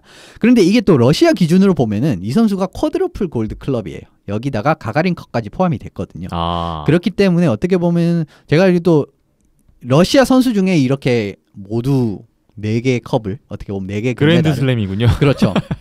모두 가지고 있는 선수가 다축 선수가 처음이기 때문에 네. 이 선수를 좀 이 업적을 특별하게 기리기 위해서 수상을 한 것 같습니다. 파벨 다츠크 선수가 앞으로 우승할 수 있는 또 다른 우승컵은 뭐가 있을까요? 뭐 이제 지금 근데 스카와 1년 재계약을 했기 때문에 네. 어쨌든 내년에는 KHL 앉게 되고 뭐 본인이 뜻이 있다면 컵 콜렉트 하러 뭐 다른 유럽 리그를 한 번씩 돌 수는 있습니다만 아시아 리그? 그 부분은 어떻게 될지 모르겠습니다. 네, 좀 지켜보겠습니다. 파벨 다츠크 선수 시리 수상을 했고 마지막으로 올 시즌 올스타 팀 발표가 됐는데 베스트 6죠? 골리 트락토로의 파벨 프란초즈 선수고요. 수비수 앞토모빌리스트의 니키타 트람킨 그리고 체스카의 보그단 키셀레비치 이렇게 2명이고요. 마지막 공격수 세베스트랄의 드미트리 카가리치키 아크바르스의 저스틴 아제베도 스카의 니키타 구세프 선수까지 이렇게 베스트 6입니다. 예, 동서부 이제 3명씩 이렇게 뽑혔다라고 할 수가 있고 MVP인 구세프 선수 그리고 플레이오프 MVP인 저스틴 아제베도 선수는 들어가 있습니다. 예. 카가리츠키 선수도 올해 세베스트라에서 상당히 좋은 모습을 보이기 때문에 저는 이 선수도 좀 이번에 올림픽 대표팀으로 봤으면 어땠을까라고 생각을 하는 선수예요. 좀 아까운 선수입니다. 그런데 올해 이제 디나모 모스크바로 이적을 하는 어떻게 보면 좀 큰 결정을 내렸고요. 니키타 트랑킨 선수 같은 경우에는 작년까지 재작년까지였죠. 이제 지난 시즌이 끝났으니까요. 밴쿠버 커넥스에서 뛰다가 이번에 앞토모빌리스트에서 조금 더 본인의 아이스 타임이나 이런 부분을 중요시해서 이제 KHL로 넘어왔는데 앞토모빌리스트 수비의 핵으로 좀 군림을 하면서 이번에 OAR 팀이 선발을 할 때 뭐 항상 사실 뭐 러시아 팀 좀 그랬지만 러시아가 스카 체스카를 좀 그냥 우선순위를 두는 이런 선택을 안 하면은 이 선수도 충분히 이제 올림픽 대표에 들어갈 수 있는 능력을 보인 선수라고 할 수가 있을 것 같습니다. 예. 키셀레비치 선수도 체스카 수비의 거의 핵심적인 선수라고 할 수도 있는데 이 선수도 당연히 베스트에 올렸고 최고 골리 프란초즈가 사실 뭐 시즌 올스타에 안 들어가는 게 이상할 정도죠. 그렇습니다. KHL 2017-2018 시즌 시상식까지 모두 마무리가 됐고요. 이제 KHL도 벌써 다음 시즌을 향한 또 준비가 시작이 됐을 것 같습니다. 뭐 저희 비하인드넷은 앞으로도 계속해서 KHL 소식을 틈틈이 준비를 할 계획이고요. 네, 뭐 계속해서 또 이현석 기자님이 KHL 워낙 관심이 많으시잖아요. 그렇습니다. 네. 예, 사실 이번 다음 시즌 가안 같은 게 이번 이제 마무리하는 이 단계에서 나왔는데 그 부분 시즌 프리뷰 때 좀 자세히 언급을 드리도록 하겠습니다. 네, 기다려 보겠습니다. 비하인드넷 잠시만 쉬었다가 이어가겠습니다.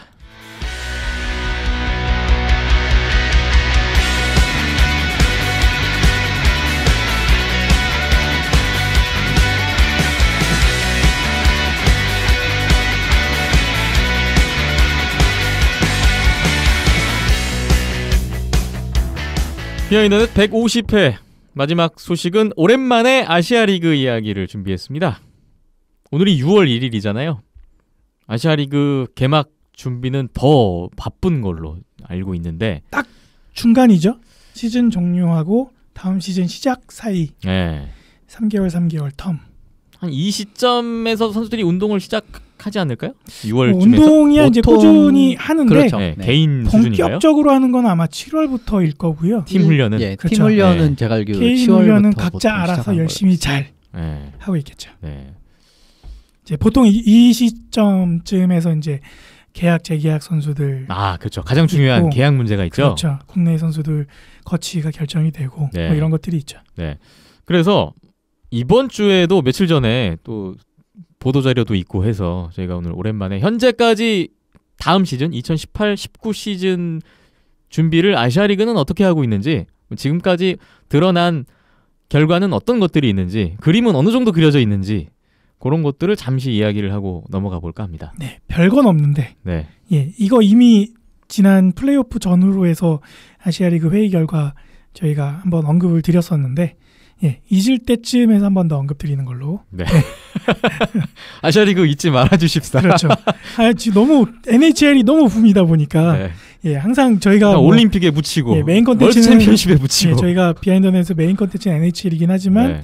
예, 거기에 묻어가기 위해서 아시아리그를 항상 언급하지 저희 않습니까? 국가대표팀의 근간은 아시아리그 아니겠습니까? 그렇죠. 언제나 국내 대회가 자국 리그가 네, 그래서 받쳐줘야 해야 되니까요. 계속해서 저희가 지금 필요성에 대해서 까먹지 말라고 부연 설명을 네, 하고 있는데요. 한 번 더 언급드리는 걸로. 네. 아시아리그 2018-2019 시즌 운영 방식 개요 간략하게 지금까지 나온 거 설명을 드릴게요. 일단 올 시즌 정규리그는 9월 중순부터 시작하는 걸로 얘기가 나왔다고 하고요. 2019년 2월까지 정규리그를 진행을 하고 2019년 3월에 플레이오프를 한다. 요 가안이 지금 나와 있습니다. 그런데 지금 정규리그 기간으로 봤을 때는 올림픽이 없다 보니까 이번 시즌은 1, 2월에도 리그를 진행한다는 얘기인데 휴식기는 뭐 늘 그랬듯이 있습니다. 이번에도 11월에 지금 휴식기가 잡혀 있을 것 같은데요. 일단 나와 있는 거로는 제73회 전국 종합 아이스하키 선수권 대회가 국내에서 11월 5일부터 15일까지 일정이 있고요. 그리고 헝가리 부다페스트에서 유로 아이스하키 챌린지가 있는데 여기에 우리나라가 참가를 합니다. 대한민국, 헝가리, 이탈리아, 카자흐스탄 이렇게 4개국이 유로 챌린지를 하는데 11월 중이라고만 나와 있어요. 근데 아마도 겹치겠죠. 종합선수권 대회 요 기간이지 않을까 그렇죠. 예상이 됩니다. 뭐 작년에도 얼추 비슷했고요. 네. 예. 그 다른 국가들도 뭐 다른 아이스하키 챌린지를 하겠죠. 그렇죠. 일본도 뭐 네.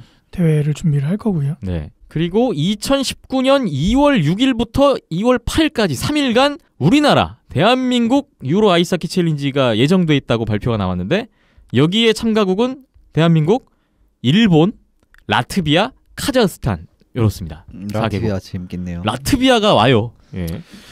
예. 이게 가장 크네요. 하틀리 감독이 사실 올 수 있을지 없을지는 잘 모르겠습니다. 왜냐하면은 지금 하틀리 감독이 아방가르드 옴스크에 이번에 KHL 팀 감독으로 부임을 했거든요. 그래서 물론 뭐 대표팀 일정까지 생각을 해가지고 움직일 수도 있지만 뭐 좀 예 어떻게 될지 모르겠네요. 어쨌든 라트비아 온다는 건 이제 재밌겠네요. 고향에서 그 유로 챌린지가 한번 열렸을 때 대한민국 오스트리아 선수들이 이제 1군급이 아니라 이제 조금 연령대가 낮춰져서 온 경우가 그렇죠. 있었잖아요. 아마 그런 느낌으로 또 구성이 되지 않을까 시기상으로 예. 예, 그런 생각이 좀 드네요. 이게 또 보통 이제 라트비아가 또 KHL 리그 또 한창 또 이제 달리고 있는 와중이기 때문에 그렇죠. 디나모 리가라는 팀에서 많이 이제 선수 차출이 되고 이러기 때문에 진짜 1군을 좀 보시긴 어려울 것 같지만 어쨌든 라트비아 하키의 맛을 좀 보실 수는 있을 것 같습니다. 카자도 마찬가지고요. 네. 네. 또 2월 6일, 2월 8일 우리나라뿐만 아니라 일본도 같이 하기 때문에 아시아리그는 당연히 이때 중단이 될 것으로 한 보이고요. 일주일 정도 빠지네요. 네. 그때. 일정은 그렇습니다. 이번 대 시즌에 지금 운영에서 가장 큰 변화는 디비전을 나눈다는 거예요.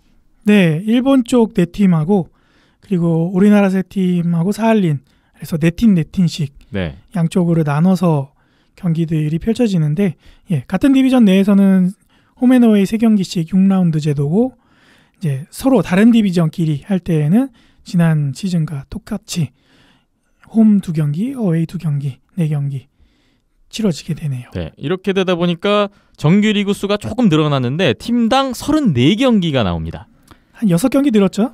네. 6경기 늘긴 했는데 지지난 시즌까지 48경기에 비하면 경기를 너무 안 하는다는 느낌을 또 한번 받네요. 뭐 여러 가지 이해관계가 얽히고 설켜 있다라고는 얘기를 하는데 네. 예, 과연 그게 아시아리그의 본 취지가 이제 뭐 아시아리그 국가 참여하는 국가들의 아이스하키 실력 향상과 교류와 이런 것들을 도모하기 위함이 아시아리그 본 취지인데 그 취지하고는 조금씩 멀어지고 있는 것 같아서 네. 개인적으로는 좀 안타까운 마음이 들고 있습니다. 그냥 뭐 디비전을 이렇게 기억 나눴으면은 좀 디비전 간의 경기 수를 조금 더 늘려도 나쁘지는 않을 것 같은 생각이 8라운드 들긴 해도 하거든요. 좋지 않을까 싶은데요. 8라운드 정도를 해도 사실 그렇게 나쁘진 않을 것 같은데 이렇게 나왔다니까 좀 어쩔 수 없는 것 같네요. 좀 격변하는 시기인 것 같아요. 여러 가지 뭐 지난 시즌, 지지난 시즌 이제 뭐 국제적인 대회들이 여러 가지 껴 있었고 또 결국에는 이제 올림픽이라는 가장 큰 대회 때문에 여러 가지 이제 일정상으로 손해 본 부분들도 있었고 그 가운데 이제 서로의 실익을 위해서 경기 수를 늘리자 줄이자 이런 부분들도 얘기들이 오고 가고 하다 보니까 네. 좀 이제 시행착오를 한 번 더 겪는 지금 이제 아시아리가 생긴 지 이제 10년이 넘어가고 있는 시점에서 한 번 더 겪으면서 뭔가 좀 더 제자리를 다시 한번 찾아가는 과정인 것 같고 이렇게 한두 번 진행을 하면서 좀 더 필요한 부분이 생기겠죠. 그게 결국엔 경기 수로 이어질 텐데 예. 치러지면서 뭔가 나아지겠죠? 네. 이렇게 나온 상태에서 한 가지 저는 가장 좀 놀랍기도 하고 이해가 안 되기도 하는 부분이 있는데 이렇게 해서 디비전을 나눠서 각 팀당 34경기를 하고요. 그런데 저는 이렇게 되면은 당연히 디비전을 나눠서 정규리그 순위를 매길 줄 알았는데 그게 아니라고 합니다. 네, 그냥 합쳐서 한답니다. 그냥 8팀 합쳐서 통합 순위를 매긴답니다. 네. 이게 뭐죠? 저도 모르겠어요. 그래서 왜 이렇게 하는지 모르겠는데 예, 모르겠네요. 조금은 그러네요. 어떻게 보면 그러니까 유불리가 많이 갈릴 것 같아요. 네, 좀 아니 네. 서로 지금 6경기의 차이가 있잖아요. 정규리그에서. 6경기가 이제 하는 팀이 다르죠. 그렇죠. 그런 차이가 네. 있는데 그러면 승점이 18점이 달려 있는 건데 어떻게 같이 합쳐서 순위를 매기냔 말이죠. 이게 그럴 거면 디비전을 왜 나눕니까? 그런 그러니까 부분도 예. 이해할 수 없는 결정이긴 한데 그러니까 앞서 말씀드린 것처럼 시행착오의 연속으로 되지 네. 않을까. 예, 한번 해보고 이제 분명 손해보는 팀이 나오고 거기에서 얘기들이 이야기가 나오겠죠. 나오겠죠. 네. 그러면서 이제 정정이 되고 수정이 되겠죠.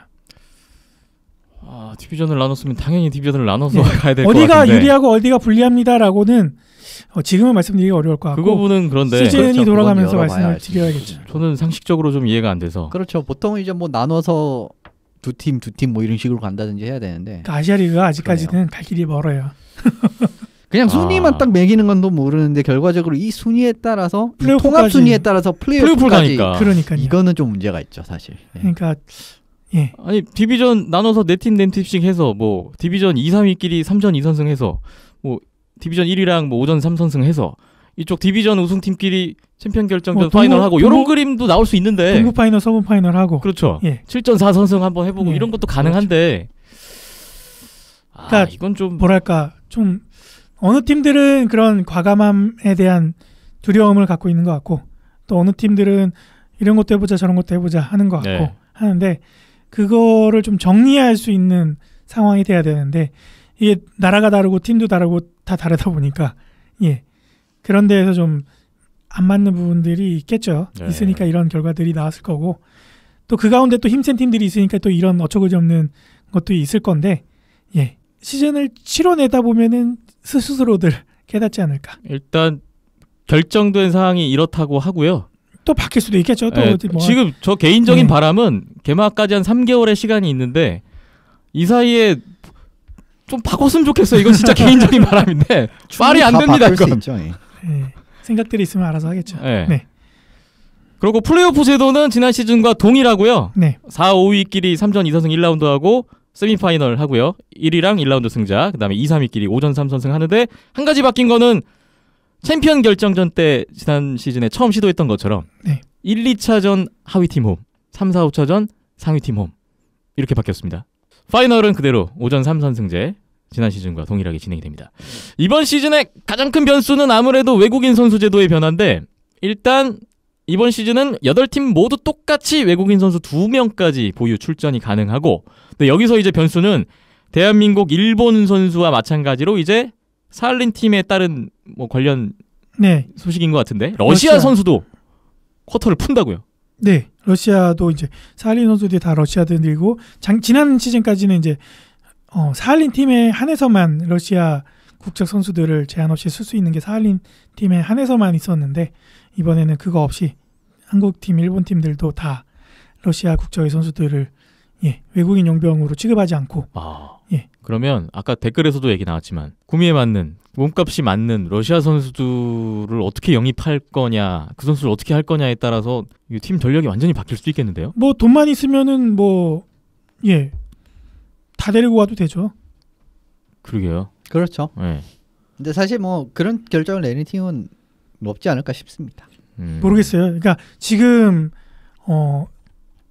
순위 제도가 이렇고 디비전 제도는 또 이렇게 나눠져 있고 경기 수는 얼마 안 되고 하다 보면은 또 선수 등록은 12월 말까지고 하다 보면은 한 10월 11월쯤 넘어가면서 무더기 계약을 할 수도 예, 있죠. 12월쯤에서 조금 발등에 불 떨어지는 마감 시점, 팀들은 예, 급작스럽게 이제 막 데려올 수 있죠. 좀 그려지네요, 그런 모습들이. 네. 일단 이번 시즌은 9월 중순, 일단 셋째 주 정도 뭐 개막을 계획하고 있다고 하는데 자세한 일정은 이제 추후에 또 나오는 대로 예, 조만간 소식 가안이 전하겠습니다. 나온다고 하니까요. 네. 네. 국내 세 팀 비롯해서 각 팀들이 어떻게 준비를 하고 있느냐 지금 계약 협상이 한창 진행 중일 것 같습니다. 예, 아직까지 오피셜 발표된 데는 대명밖에 없고요. 대명 이제 나가는 선수들 예, 계약이 종료된 선수들이 네. 정확하게 표현을 하면은 14명이나 계약 종료가 발표가 됐어요. 네, 그러니까 재계약이 안 된 네. 선수들이죠. 이게 많이 나가다 보니까 아까 체감하시는 분들은 좀 사태까지 이런 얘기가 나왔는데 그렇죠. 그러니까 애초에 뽑기도 많이 뽑아놨었고 그 그렇죠. 인원이 사실- 많았던 것도 사실이죠, 대명은. 네, 경기 수에 비해서 많은 인원을 보유하고 있었고, 보통 뭐 다른 리그나 다른 나라 같은 경우에는 뭐 NHL 밑에 AHL 있고 뭐 KHL 밑에 VHL 있고 뭐 이런 식으로 1, 2군 리그들이 따로 있으면 모를까. 예, 고작 아시아 리그 28경기 하는데 뭐 3, 40명 되는 선수단 규모를 갖고 있다 보니까 자연스럽게 좀 운영 비용 문제도 있을 거고 여러 가지 구단을 운영하는 데 있어서 여러 가지 변수들을 고려해서 조금 다이어트를 한 게 아닌가 싶은데요. 많이 나왔네요, 그래도. 전체 선수단에서 한 절반 정도가 계약 종료가 된 대명 킬러 웨일즈고요. 지금 창단 멤버가 김범진, 오연호, 이호성 3명밖에 안 남았어요. 국내 선수는. 그렇게 됐네요. 네. 뭐 일단은 앞서 댓글 소개 때 말씀드린 것처럼 예, 오피셜로 이렇게 발표한 적이 없었잖아요, 거의. 네. 예. 대명이 처음이다 보니까 생소하게 느껴질 수도 있는데 뭐 대명이 이렇게 했으면은 한라 하이원도 하겠죠. 예, 생각이 있으면. 예. 그러면은 아마 한라 하이원도 대명 못지않게 대규모로 선수단을 꾸리고 있었던 터라. 한라 같은 경우도 지난 시즌 올림픽 국가대표 차출 우수 때문에 많은 선수들이 영입이 됐었고 지금 지난 시즌 선수단 규모도 대명 못지 않았거든요. 그렇죠. 더 컸죠. 한라도 대대적인 세판짜기가 이루어지지 않을까 예상도 됩니다. 네, 뭐 조만간 발표가 있을 텐데 네. 예, 어떻게 결과가 나오는지는 좀 기다려 보면 될 것 같습니다. 네. 그리고 뭐 타일러 와이먼 선수 계약 종료 발표, 뭐 이창민 선수 종료, 뭐 이런 골리 부분에 있어서 또 많은 분들이 관심을 갖고 계신데 다음 시즌 대명의 골리 어떻게 운영이 될 것인지, 또 외국인 선수 와이먼 선수만 지금 계약 종료 발표가 되고 나머지 선수들에 대한 얘기는 없어요. 제 예상으로는 그 선수를 일단 우선 협상 대상으로 생각하고 있지 않은가, 또 그런 생각이 드는데 일단 소식을 기다려 봐야 될 것 같고요.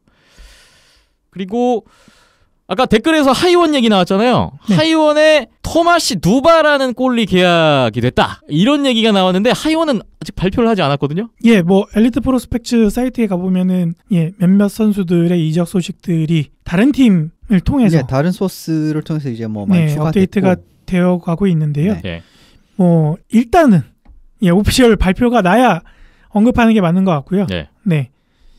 근데 하이원이 그렇게 오피셜로 발표하는 하는 팀이 아니기 지난 때문에. 시즌에 보니까. 제이슨 바카시아 골리도 이런 경로로 처음 저희가 알게 됐잖아요. 네, 예. 그래서 보통 이제 어, 그 전 소속팀 홈페이지를 통해서 이제 이런 식으로 나오는 경우가 있는데, 이런 뭐 보통 맞다고 보시면 되지만 예, 좀 그래서 공식 발표만 기다리시면 될 것 같습니다. 일단은 기다려보고 안 나면은 한라나 대명 쪽에서 또 이제 다른 선수도 오피셜 발표가 나니까 네. 그때쯤에서 저희가 하이원에게 물어보는 걸로 그렇죠. 네, 그렇게 해서 오피셜을 끌어내는 걸로 예, 기다려보겠습니다. 네.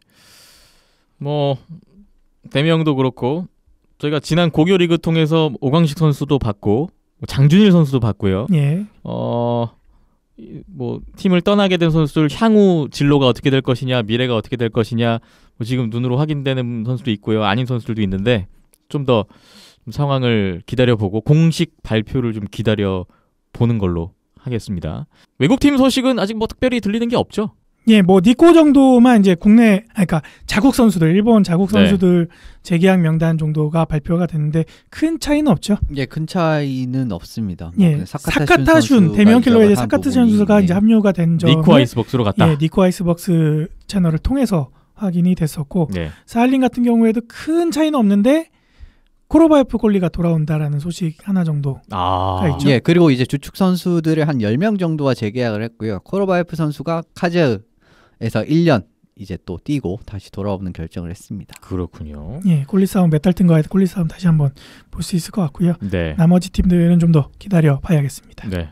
공식 발표 이후에 저희도 좀 편안하게 더 자세한 얘기를 나눠보기로 하겠습니다. 비하인드넷 150회 마무리하겠습니다. 2018 고교 아이스하키 리그 2차 리그가 6월 4일부터 6월 15일까지 목동에서 또 진행이 됩니다. 또 가시죠? 예, 시간이 되는 한 최대한 가려고 하고요. 보니까 중학교 리그하고 같이 같은 날, 그래서 오전에 중학교 리그 함께 열립니다. 경기하고 저녁 때 이제 고교 리그 하는데 다는 힘들 것 같고 고교 리그만 일단 챙겨 보겠습니다. 온더스포츠.tv 홈페이지고요. 페이스북 온더스포츠, 유튜브에 온더스포츠, 팟빵과 아이튠스, 네이버에도 스포츠 라디오와 네이버 TV 온더스포츠 이름으로 있습니다. 고교 리그 영상 계속 업데이트 되니까요. 관심 부탁드리고 성원 보내주셨으면 좋겠습니다. 박힌찬 PD, 이현섭 기자 고생 많이 하셨습니다. 저는 김태범이었고요. 다음에 또 뵙겠습니다. 함께해 주신 여러분 고맙습니다.